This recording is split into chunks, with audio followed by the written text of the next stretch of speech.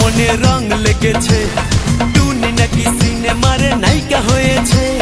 রং লেগেছে, টুনির রং লেগেছে, টুনি নাকি সিনেমারে নায়িকা হয়েছে। সেই ছবিতে নায়ক নাকি থাকবে সাকিব খান, ছবিটার নাম নাকি তুমি আমার জান।